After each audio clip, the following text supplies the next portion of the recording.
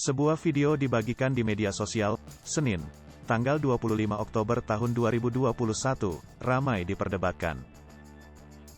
Pasalnya dalam video itu, seorang wanita berhijab ingin mengutarakan kekesalannya usai nomor WhatsApp miliknya seringkali disebar secara sembarangan, sampai-sampai membuatnya benar-benar risih karena sering dihubungi nomor tak dikenal. Di video berdurasi singkat itu, si wanita memberikan pesan menohok kepada kurir ataupun jasa transportasi online.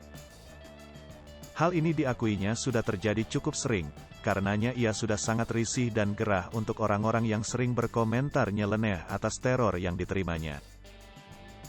Menurutnya, nomor WhatsApp merupakan bagian hal yang pribadi sehingga tak bisa secara sembarangan untuk disebarluaskan. Pasalnya ia mengkhawatirkan bila itu terjadi secara sembarangan akan dipergunakan oleh orang yang tak bertanggung jawab nantinya. Di akhir video dia menegaskan, untuk tidak sekalipun menyebarluaskan nomor WhatsApp miliki orang lain.